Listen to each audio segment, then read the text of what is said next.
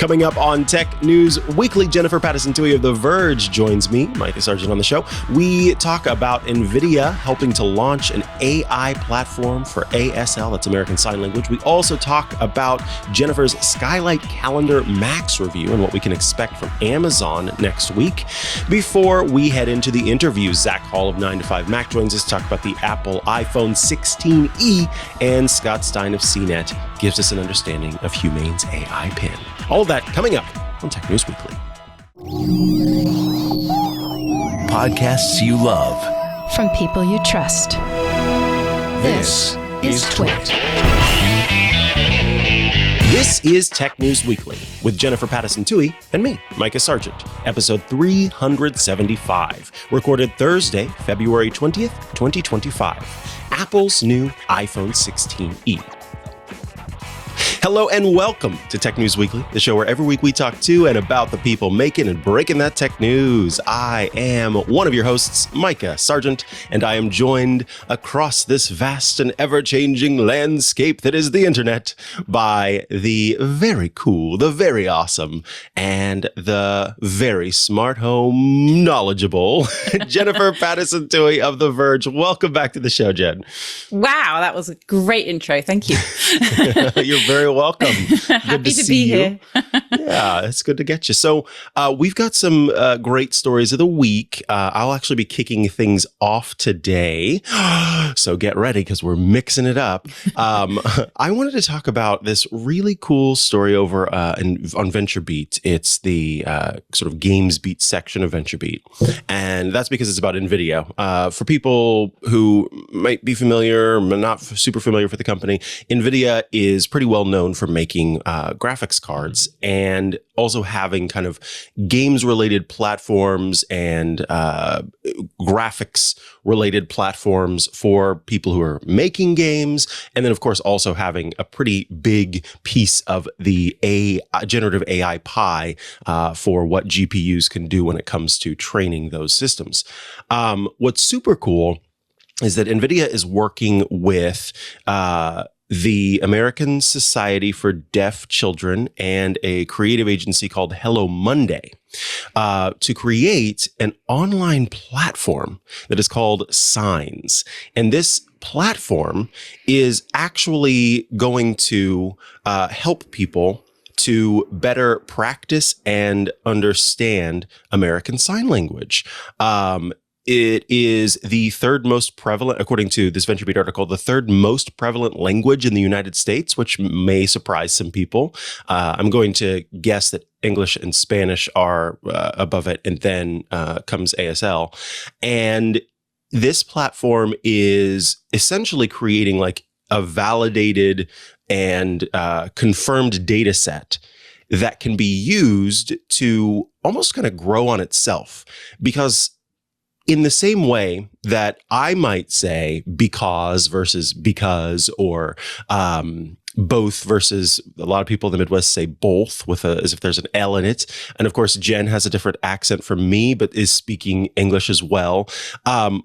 There's the same sort of application when it comes to American Sign Language. People may sign a little bit differently from others. And so when you're learning from one person and trying to get the sign right may depend on slight differences, whether it is that you're saying what you expect to be saying. Now, one of the things that they talk about in this piece that I thought was kind of important, and I don't know that people necessarily kind of think about, is that most of the people who are born deaf are born to hearing parents.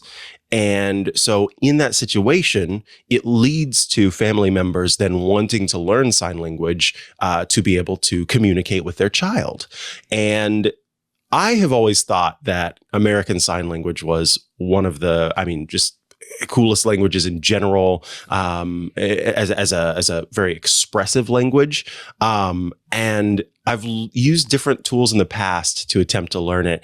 But the idea that you have what they want to have, which is 400,000 video clips representing 1,000 signed words.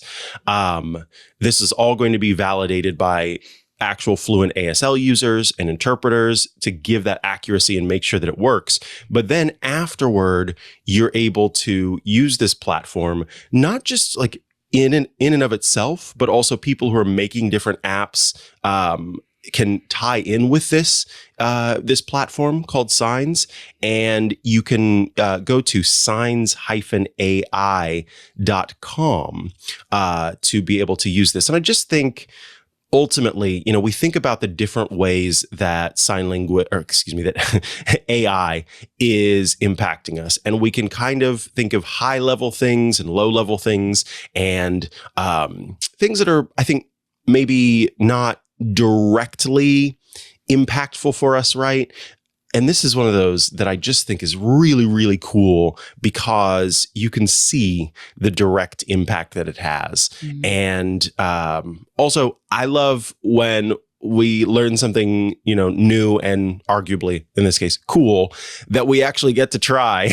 And so you can go to that website and check it out. But yeah, I want to hear your thoughts on this as well, Jen, and kind of, I don't know if you've seen any other projects like this, maybe that have caught your attention whenever it comes to AI providing useful tools, maybe for humanity, Yes. Well, this feels like, I think I was reading through the article, and it says that, this AI tool will kind of analyze your footage so that you get real-time feedback on how your sign language is. So you're literally having it help you. It's being a teacher to help you be able to communicate better. And, that seems like such a hugely valuable tool, because especially, as you mentioned, for parents who probably who have children that can't hear, that are born deaf, and they're trying to learn, it must be so difficult to be able to kind of get the tools and the resources that they need, and to have something in their home they could just use this platform to help teach them. It's like a Duolingo for ASL that's going to actually really give you this feedback and help you become more fluent and understand the nuances. I've never used ASL myself, but my husband actually learned it in high school. And then my daughter is going to start learning it next year. She's really excited because it is something they offer in high schools in the US. And it is interesting that it is the third most popular, most used language in this country. And I think it's great that now these kind of AI tools are making it much more accessible for more people to be able to learn. So it's a great application for, this new compute power, this new artificial intelligence that we're seeing. There's been so much in the tech press in particular, that's, not negative necessarily, but, restrained skepticism about where AI is going to take us. And that's, part of our job. But when you see things that could really have such a positive impact on so many people, it's exciting. It's that part of technology that really does kind of get you like, wow, this is great. And it's so exciting to be part of this and to see where it's going to go and where it's going to lead. So yeah, I think this is really exciting. Is it available for people to use? Is it available to people to use now, or is this? Yeah. So it's not the final full project that Nvidia and the team want to get to, but you are able to go through the tutorial, and you can go through different levels. Whenever you visit the website, it asks you, can I use your camera?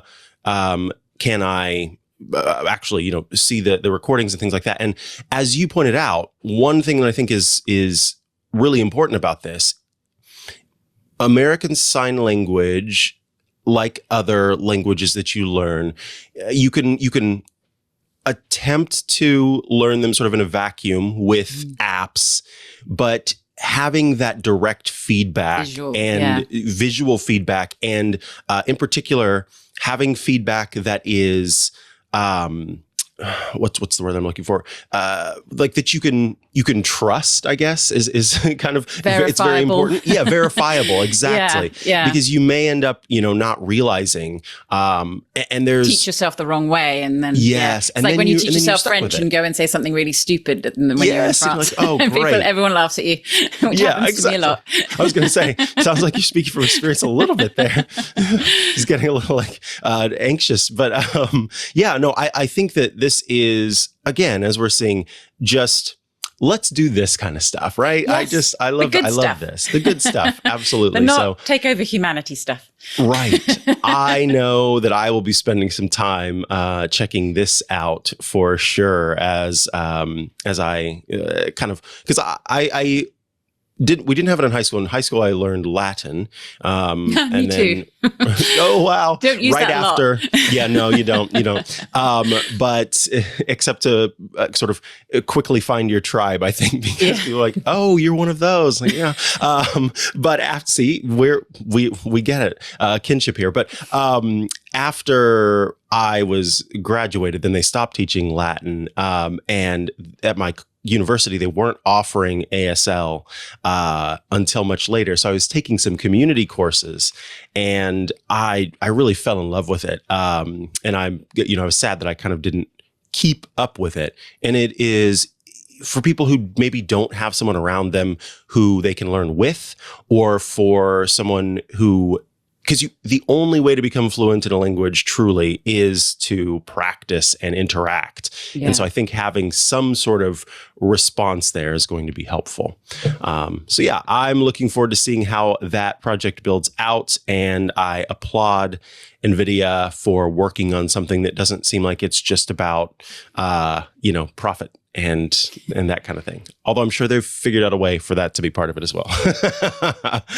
All righty. We do need to take a little break here before we come back with our next story of the week from Jennifer Pattison Tuohy. I want to tell you about Melissa, who are bringing you this episode of Tech News Weekly. Melissa is, of course, the trusted data quality expert since 1985. Melissa's AI-enabled data quality solutions go way beyond just address verification. They leverage 4 decades of accumulated data knowledge, advanced machine reasoning, and cutting-edge AI to transform that raw data into actionable, reliable insights for your business. We recently had a chance to talk with the folks at Melissa. They've been a sponsor on the network for a long time, and I've been used to Melissa being the data quality experts. And so getting to talk to them and go, oh, there's more. There's a lot that you are able to do. That is very impressive. Melissa's ability to enrich and cleanse that data spans multiple industries, from fintech to healthcare, government, education, real estate. I mean, the list goes on and on. You can go to the website and see. Melissa's suite of verification and cleansing services benefit any business that doesn't want to act as its own data scientist. Whatever rules your business operates within, Melissa is there to support you. So imagine having that data expert that never sleeps. With Melissa's intelligent system, you get verification of identity to prevent fraud and gaming operations. It also ensures valid patient and medicine identification in healthcare systems. That can be a nightmare to not have that medicine identification. There can be, we were talking to the team, so many different names for just one medicine. And so having that verification there is very important, very helpful. It also securely updates and verifies constituent data across government databases. And Know Your Business enables verification and monitoring for financial institutions. Melissa guides you through complex data management with ease, making advanced data quality accessible to everyone, from small businesses to enterprises. With real-time data validation, comprehensive enrichment, cross-reference verification with gold standard reference data, and intelligent anomaly detection, it is no wonder why Melissa is the trusted data quality expert worldwide.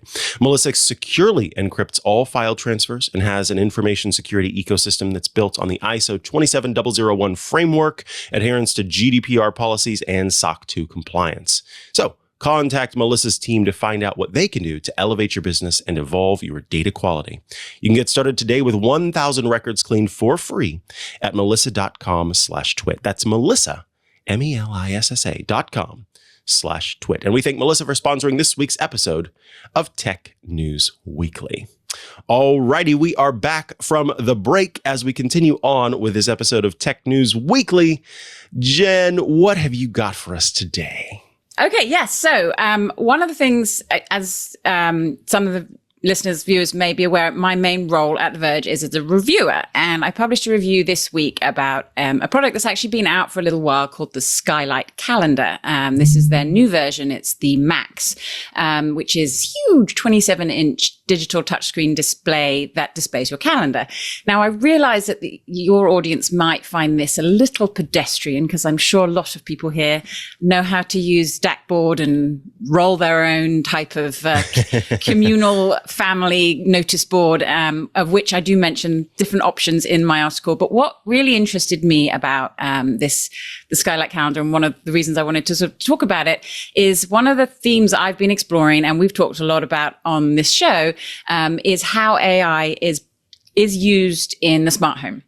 And what tools it can bring to us and benefit us in the smart home. Because as I've mentioned before on the show, there's a lot around AI in the smart home that I feel has some great potential. We've seen security cameras that are using AI to give you more relevant alerts, and we're seeing smart home voice assistants hopefully one day get better with AI. In fact, we'll talk about that a little bit more in a little later. But what this has done, they have a new service called Sidekick, and it is an AI-powered assistant.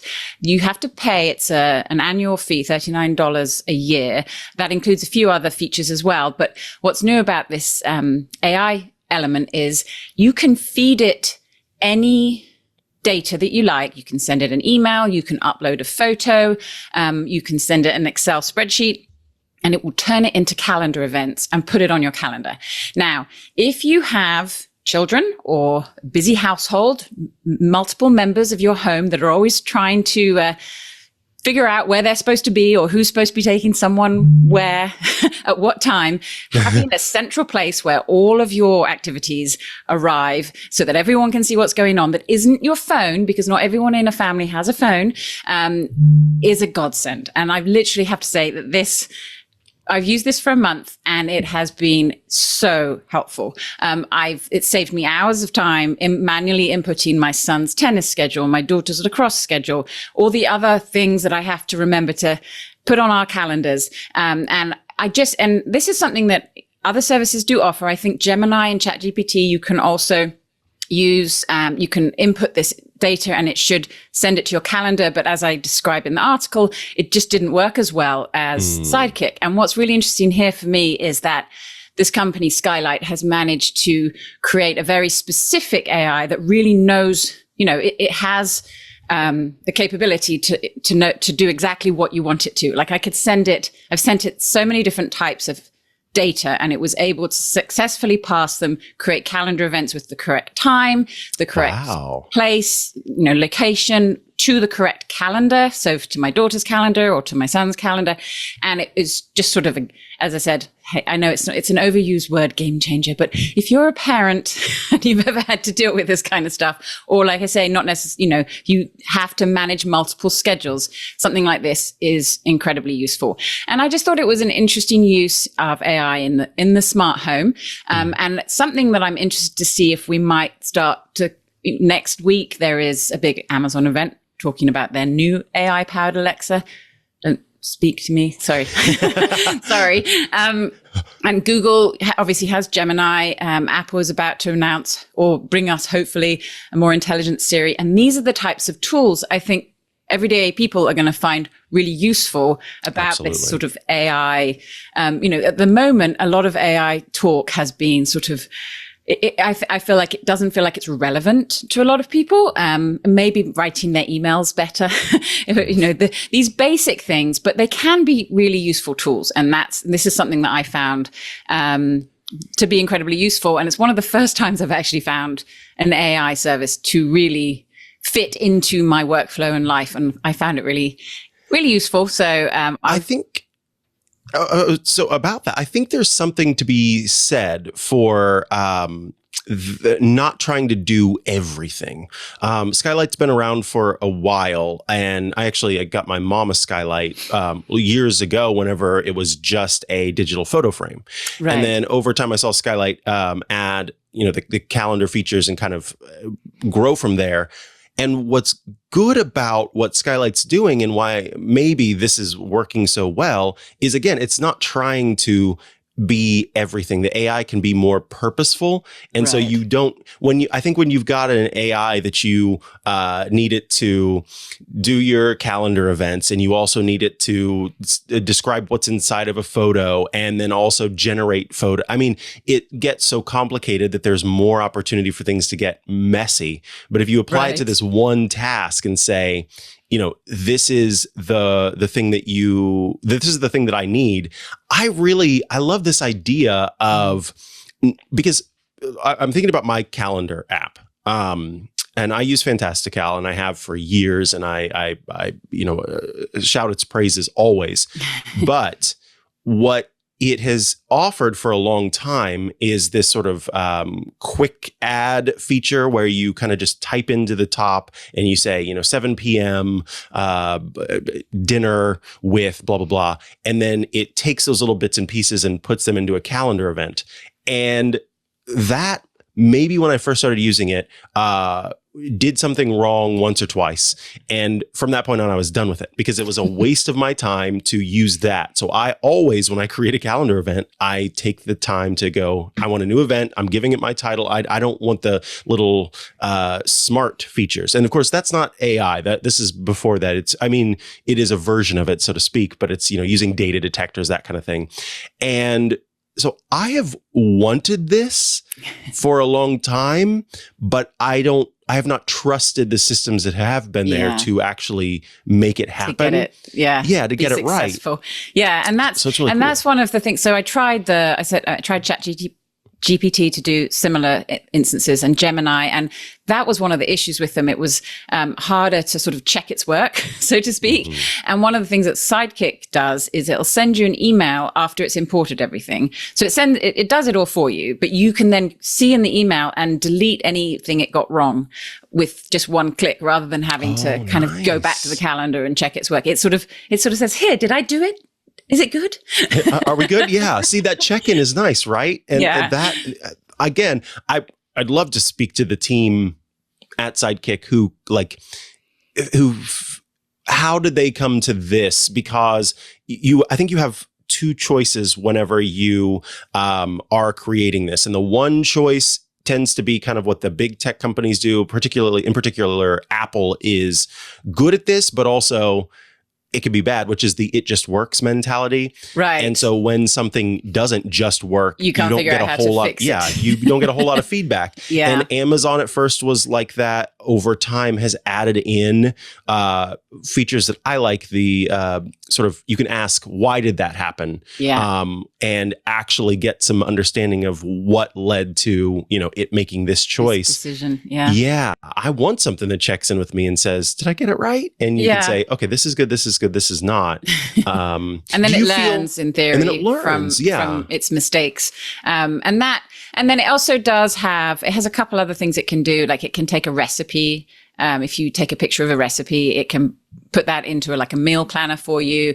And there are also, I didn't do this because my kids are teenagers, but it has a chore chart and rewards. Nice. So it has other features for that $40 a year thing, but the Sidekick really was the kind of the selling point for me. It's just taking, and this is the thing I've noticed with AI, we're still at this lower level of benefits. Like it can do small things relatively well and take some of those menial chores off your hands, like entering calendar data into your calendar, which is not something anyone ever enjoys doing. Right. No one's going to miss having to do that. But the next level is also interesting. Like where could this become? Like, as you say, it's good that they've pinpointed a solution that they can provide that is useful. But now I'm kind of like, what else can it do for me? So I'm kind of getting excited about and this is what I was mentioning. Amazon next week has its Amazon event where we may finally get the souped up. talk about can you answer this question if you can't find, because sometimes these events a lot of times these events don't stream. Will someone from The Verge have press knowledge upon the event taking place, I guess is the question that I'm asking. Well, I'm going to it. Okay, that's what I was asking, but I didn't know if I could. Good. Yes, I'm going to be there. And in fact, it was when they announced it, I can't remember, I don't think we talked about this.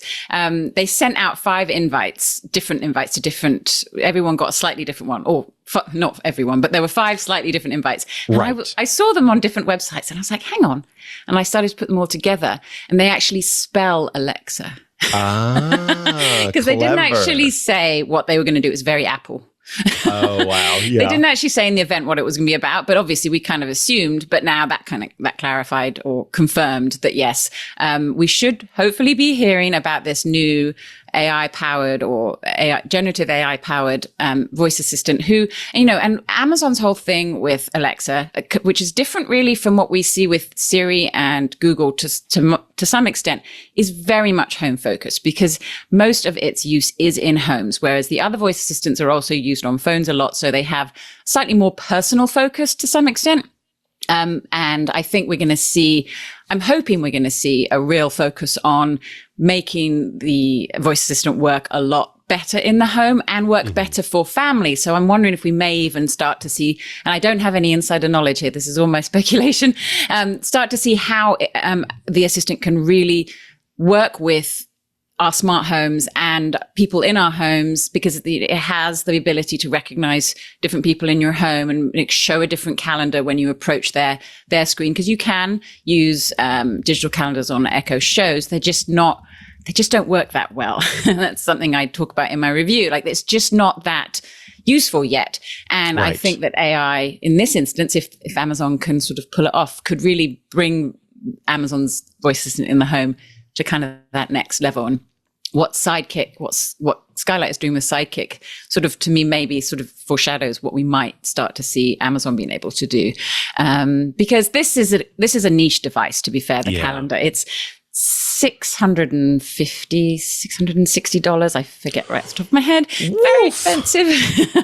You can get cheaper ones, the smaller ones. I think the cheapest is $200, but still quite a lot compared to, say, an Echo Smart Display or a Google Nest Hub. Yeah. Because there's no subsidizing going on here, I guess, right? No, I don't think so. Eesh, Very that's expensive, yes. But it does look very cool. And like you said, it works as a photo frame, digital photo frame as well. But again, you have to pay the monthly fee. So there's some downsides to this for sure. But as a complete package, they've kind of nailed a really good user experience and service here with this AI Sidekick. If you've got the time to go and roll your own, yay. But lots of busy parents don't. And this is a great solution that I found anyway. Absolutely. Everyone should head over to The Verge to read your full review of that. And also, of course, get ready to see what you have to say about the Amazon event. We'll look forward to that. If people want to stay up to date with what you're doing, where's a good place for them to do that? TheVerge.com is where all my stories will be posted. And then I'm also on Threads and Blue Sky. And I think, am I allowed to say that? I think I'm going to be on Twit this Sunday. So. Yeah, you can say that. Yes, it is true. I hear that. I hear that you will be.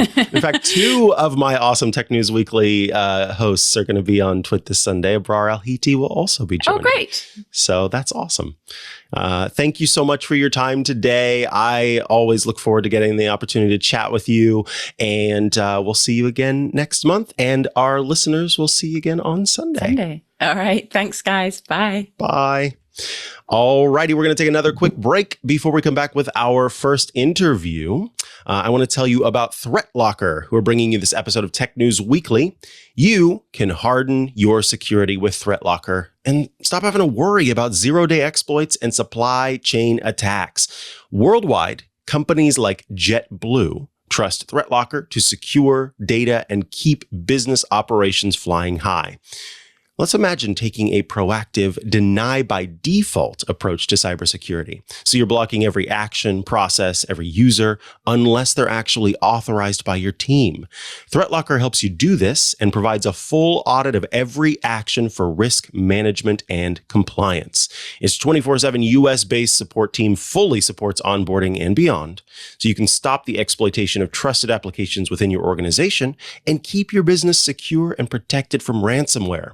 Organizations across any industry can benefit from ThreatLocker's ring fencing by isolating critical and trusted applications from unintended uses or weaponization and limiting attackers' lateral movement within the network. And by the way, ThreatLocker works for Macs as well. You can get unprecedented visibility and control of your cybersecurity quickly, easily, and cost-effectively with ThreatLocker's Zero Trust Endpoint Protection platform. Visit ThreatLocker.com to get a free 30-day trial and learn more about how ThreatLocker can help mitigate unknown threats and ensure compliance. That's ThreatLocker.com. And we thank ThreatLocker for sponsoring this week's episode of Tech News Weekly. All right, we are back from that break, and it is time to talk about an interesting February, I don't usually say that, February introduction of an iPhone to the iPhone family. Joining us to help us understand the iPhone 16e is Zac Hall of 9 to 5 Mac. Welcome back to the show, Zac. Hey there, thanks for having me again. Yeah, pleasure to have you join us. So obviously the first question is, what does the E stand for? Everything, everyone. All of us. Wait, yeah, all of us. No, but Apple announced the iPhone 16e to go along with the iPhone 16 lineup. And this is, in theory, Apple's affordable phone. Can you tell us first and foremost about price and kind of initial specs and understanding of or initial reactions of what this device is? Sure. The iPhone 16e is e-affordable. It replaces the iPhone SE third generation and the iPhone 14 in Apple's current iPhone lineup. And so the SE3 was the old iPhone 8 design with Touch ID, the home button, big bezels and everything, no Face ID. And that cost $429 most recently.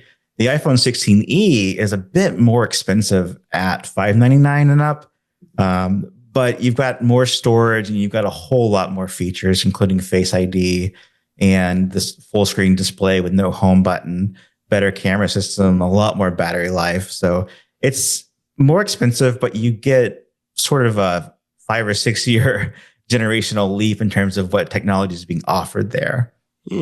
That makes sense. That, when we compare it to the SE of yesteryear, this phone starts to make a lot more sense versus kind of comparing it as the affordable model to go with the other models that exist, where then people kind of are going, okay, but I will be honest with you. I said this on my show yesterday, that when I first saw the phone and I saw it had one camera lens on it, my initial thought was like, oh, wow, that reminds me of an iPad, and iPad camera equals ugh. And so I suddenly was starting to feel a type of way about this phone before I had to sort of step back and go, okay, hold on, let's take a second to think about this.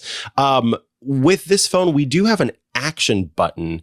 Do we get the capture button on this little baby? There's no camera control. There is the action button. And one thing that it does on the iPhone 16e is you have this Apple Intelligence AI feature called Visual Intelligence. On the iPhone 16 and 16 Pro, where this feature originated, you use the capture button, the camera control, you hold it down, and it opens up this mode where you can scan objects, images, or things in your real world environment, and you can look up things about those on Google or ChatGPT, or even like translate something or add it to your calendar. This is available on the iPhone 16e through that action button. So you do lose the ability to assign that action button to something else, or you can use it. You can access it from the control center. And those two features are being backported to the iPhone 15 Pro, which has Apple Intelligence, but not Visual Intelligence because there's no camera control. Something else about the iPhone 16 I should mention is that even though it's not affordable compared to, or it's not, as good of a value compared to the iPhone SE generation, which was usually, $430 or $500, it is, affordable compared to the iPhone 16, which is $800 and up, or the iPhone 16 Pro, which is $1,000 and up. So looking at a $200 and $400 difference there.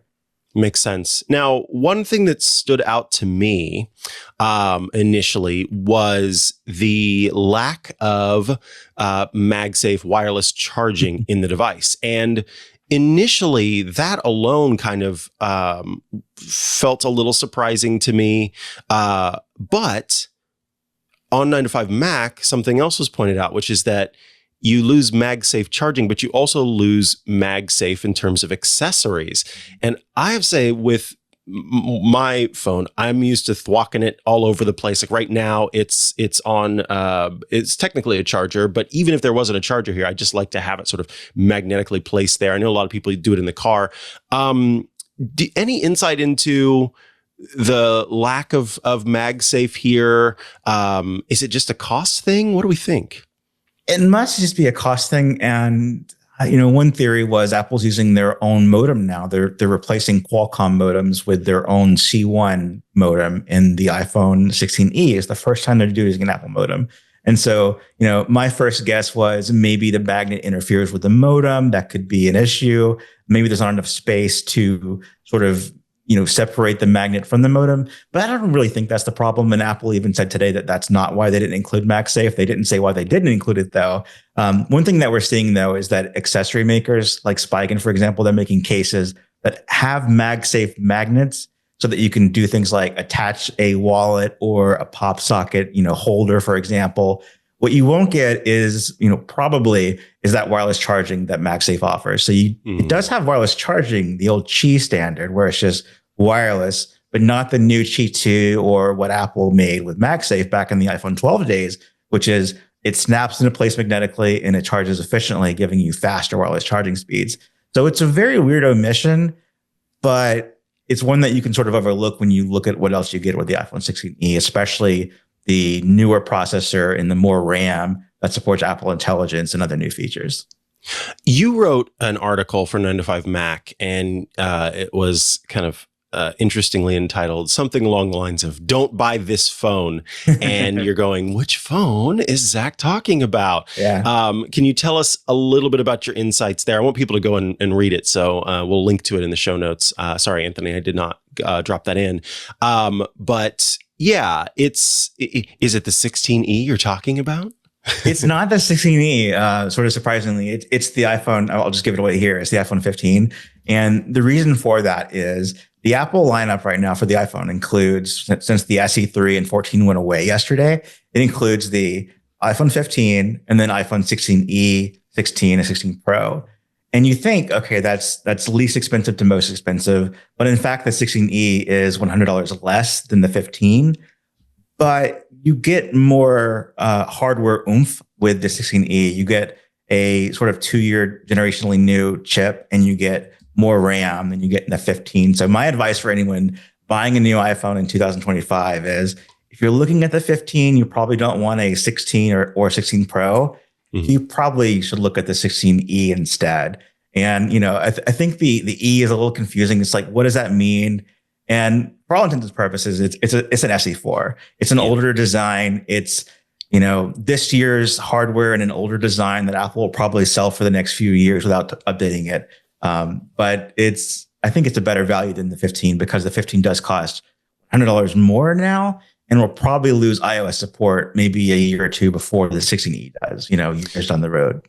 Absolutely. The one thing that I've heard people talking about is with the SE, you have ambiguity because it's not tied to a number. Do you think there's anything to that in terms of this now being a 16E? Will we then see 17E, 18E, or is it more likely that in the lineup, I mean, Apple's still selling older models of iPhone, this just becomes that model that is the lower cost model? Because you even mentioned there, you see that it probably is going to exist for a few years. Yeah, I think so. I think we won't see a 17E or an 18E. Maybe we'll never even see another E. We've had one-off iPhone versions that are sort of the cheaper, more affordable model, the iPhone 5C and the iPhone XR. So C and R, only one versions of each of those phones. So we could only have one C. But I think what's nice here is it is sort of clever marketing to frame it as the 16E because it has the internals of a 16 for the most part. In the past, like the original iPhone SE was the shape of an iPhone 5 or 5S, but it had the internals of an iPhone 6S. So there's only kind of a 2-year gap there, but Apple kept it around for 2 or 3 years before making it look like an iPhone 8.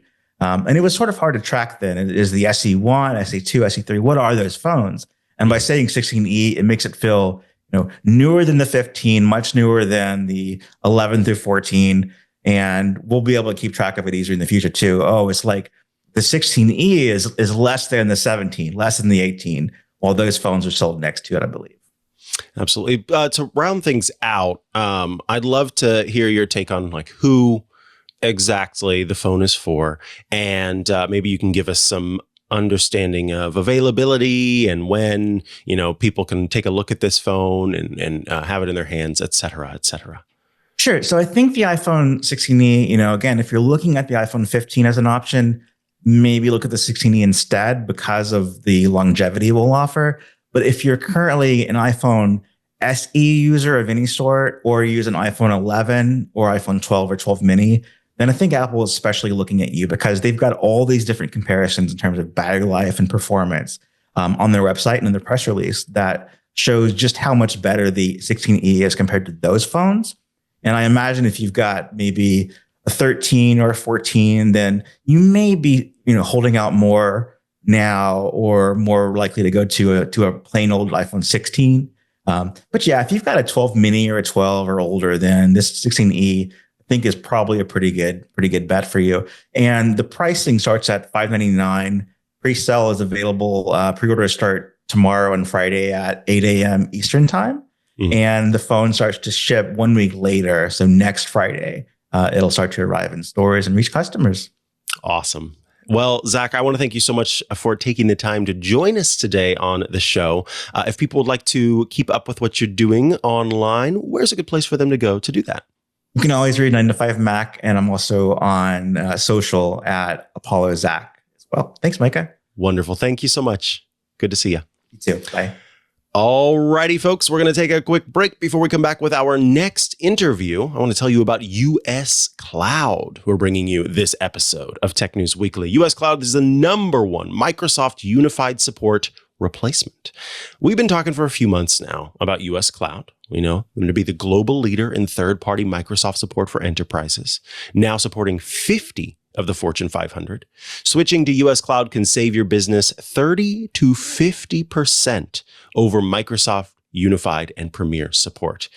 And it's also faster, too. 2 times faster average time to resolution versus Microsoft. But now US Cloud is excited to tell you about a new offering. US Cloud has the Azure Cost Optimization Services. So, let's look at your company and think about the last time you evaluated your Azure usage.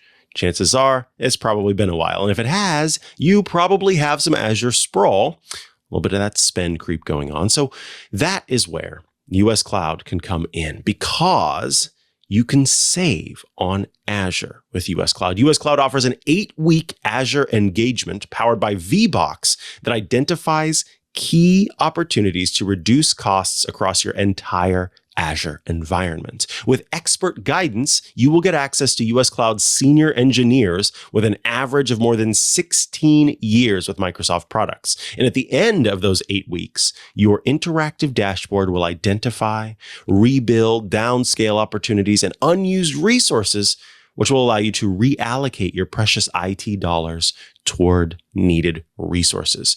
Or you can also just invest your Azure savings in US Cloud's Microsoft support, like a few of US Cloud's other customers, and completely eliminate that unified spend. Sam, who is the technical operations manager at Bead Gaming, gives US Cloud 5 stars and has this to say. We found some things that have been running for 3 years, which no one was checking. These VMs were, 10 grand a month. It's not a massive chunk in the grand scheme of how much we spend on Azure, but once we got to 40K or 50K a month, it really started to add up.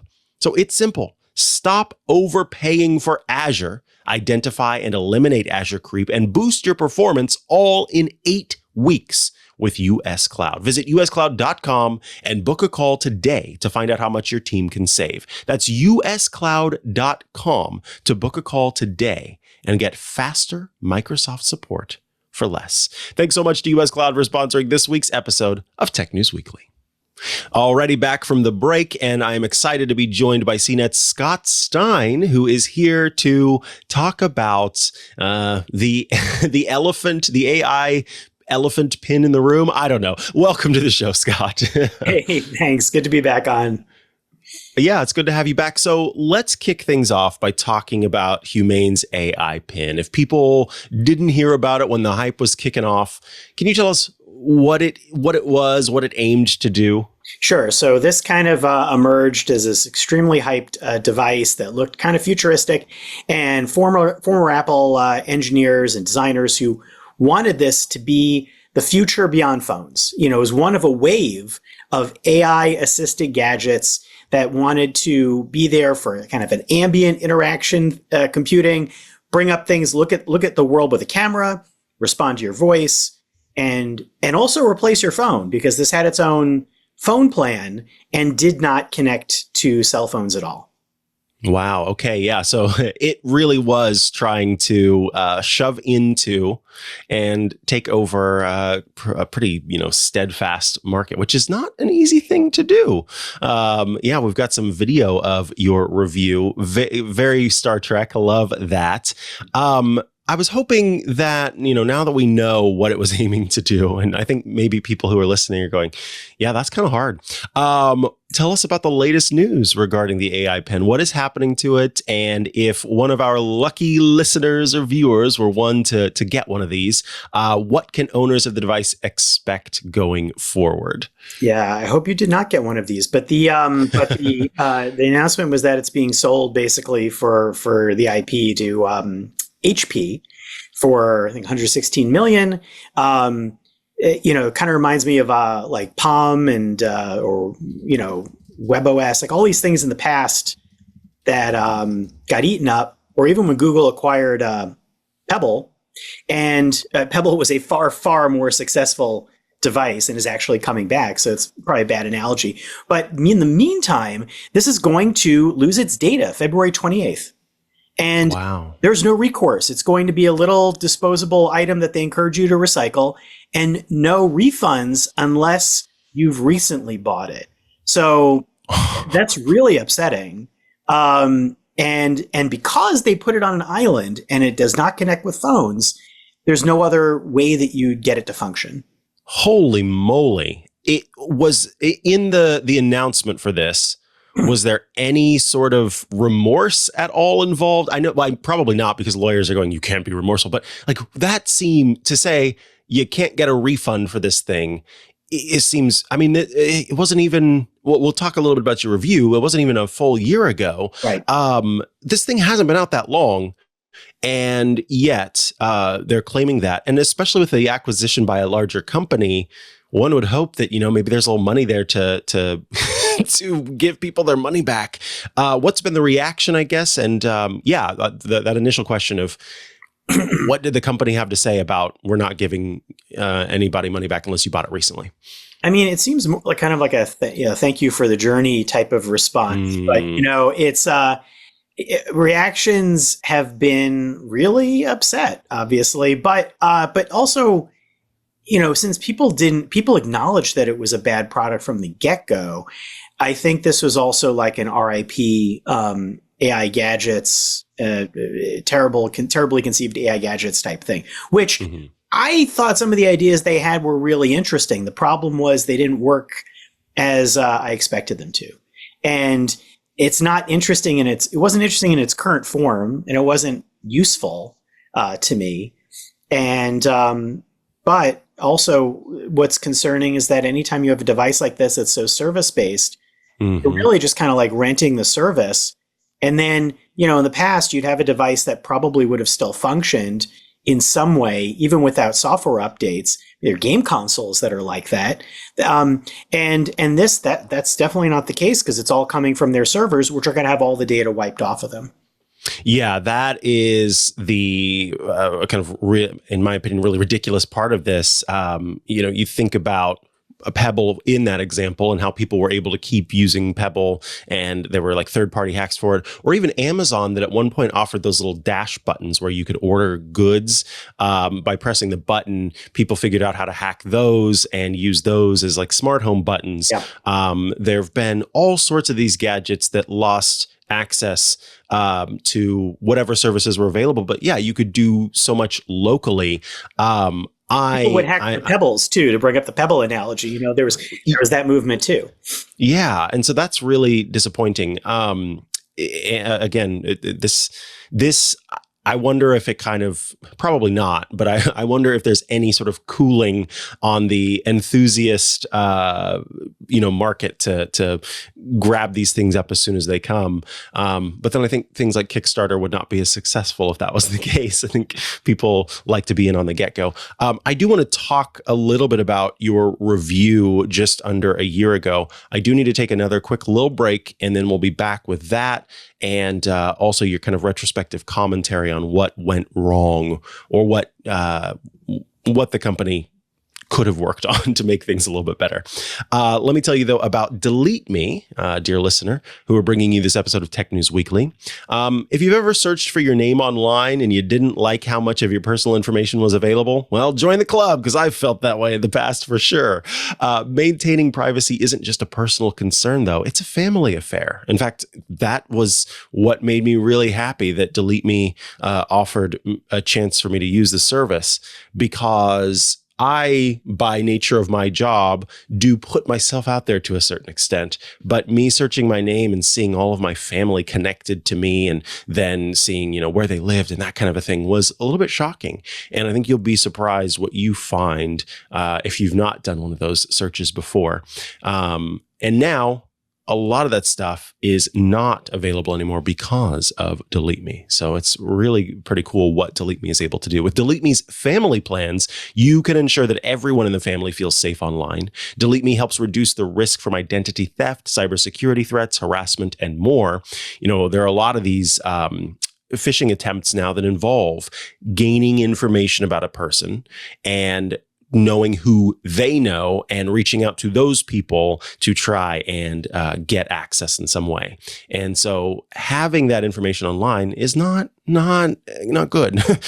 Don't want it there. And being able to see DeleteMe go through and remove data from so many different places, this personally identifiable information, it's pretty satisfying, honestly. DeleteMe experts will find and remove your information from hundreds of those stinking data brokers. You can assign a unique data sheet to each family member that's tailored to them. And with easy-to-use controls, account owners can manage privacy settings for the whole family. And DeleteMe will continue, this is the important part, continue to scan and remove your information regularly, because that stuff gets scooped up again, including addresses, photos, emails, relatives, phone numbers, social media, property value, and more. So protect yourself and reclaim your privacy by going to joindeleteme.com/twit and using the code TWIT, TWIT. That's joindeleteme.com/twit with the code TWIT for 20% off. All right, heading back into the show, I am joined by Scott Stein of CNET, who is here to give us an understanding of what is going on with the Humane AI Pin. Now, as we mentioned before the break, when this device first came out, you had a wonderful video review and full-on review of this device. What were your thoughts about the device at the time? Was there writing on the wall for you then, or was there at least some level of this is new and interesting and maybe this is a category that could exist? So I tried wearing it not just around the office, but I brought it with me to Disney World along with Meta Ray-Bans, because it was at the time I was about to travel. And I really wanted to give it a chance around Epcot even and try using the translation around the World Showcase. That wasn't part of the video, but I had it mentioned in the write-up. But both in big situations like that and in small, it wasn't functioning well. And not functioning well is really an understatement.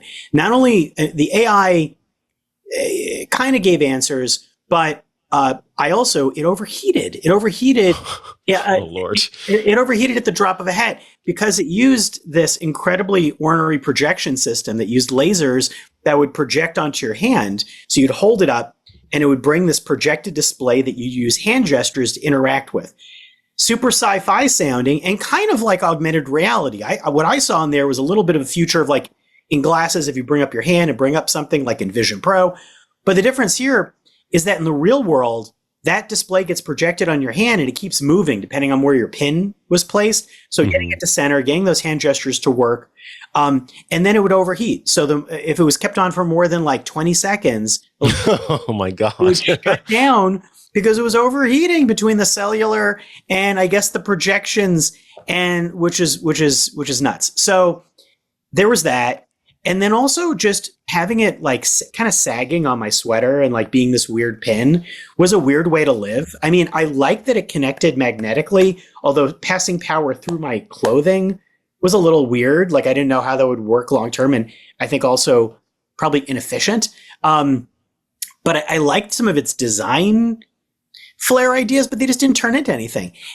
And the other thing is that because they didn't connect with a phone, not only did it not play notifications or anything or take a phone call from your phone, but also just for setup. You know, like if you want to connect to a Wi-Fi network, I had to like tap like the passcode with like my fingers using the projected display on my hand. Like I was kind of losing it from that. I mean, there's a web interface for setting up some of that stuff, but a lot of stuff gets done on the device. And it just drove me crazy because the phone in your pocket already does so much of this stuff.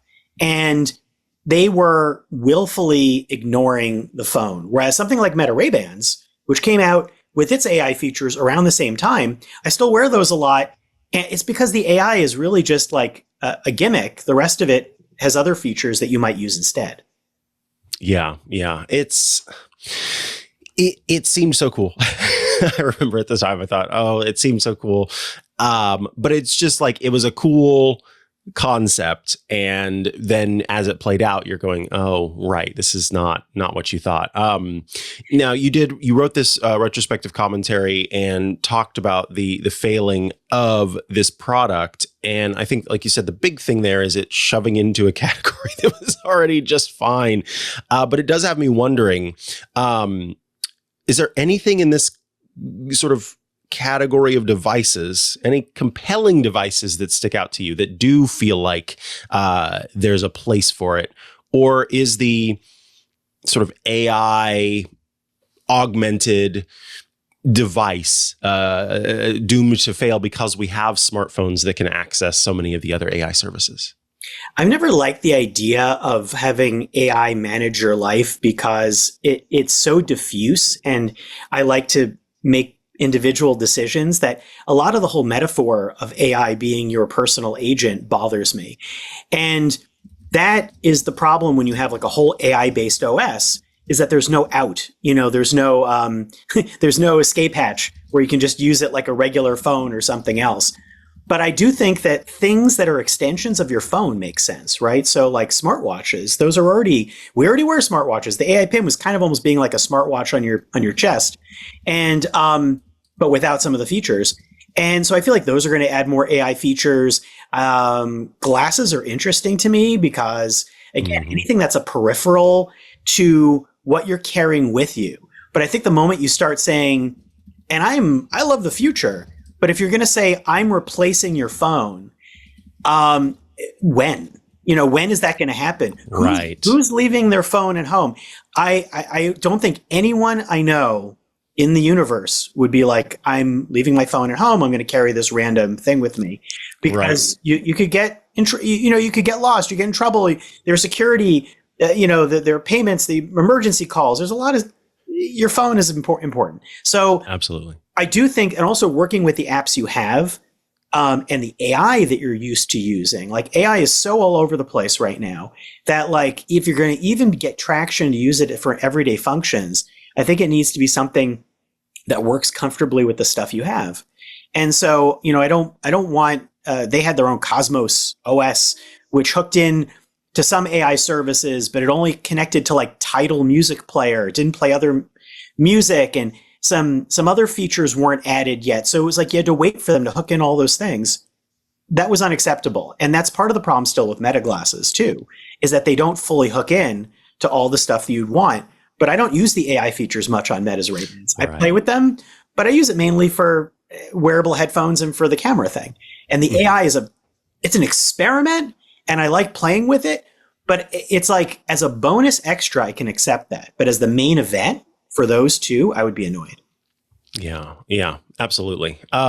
Look, I love getting the chance to talk to you. You have a lot of insights about the tech that is taking off right now as we look to this sort of AI and augmented future. And so it's always a pleasure to have you join the show and chat with us. Thank you for taking the time to join us today to talk about the Humane AI Pin. Everyone should go read that retrospective that you have. And also, I think even the initial review of it, it's kind of nice to remember where we were, where we are, and how quickly these things can change as well.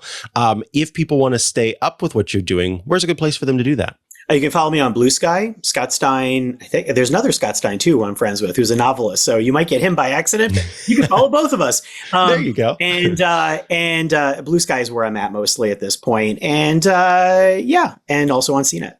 Awesome. Thank you so much for your time today. We appreciate it. Yeah, thanks a lot. All righty, folks. That brings us to the end of this episode of Tech News Weekly. Of course, the show publishes every Thursday at twit.tv/TNW. That is where you go to get the show in audio and video formats and subscribe. If you'd like to get all of our shows ad-free, well, you can do that by joining the club at twit.tv/clubtwit. We still are offering that 2-week free trial, but it is for a limited time. So hop on that offer as quick as you can.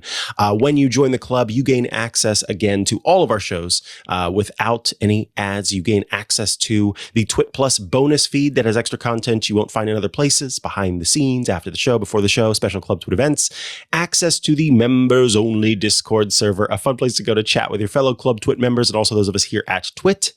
And it is a really good time. It is awesome to get to hang out with all of you in the chat and see what you are talking about during the show and in between.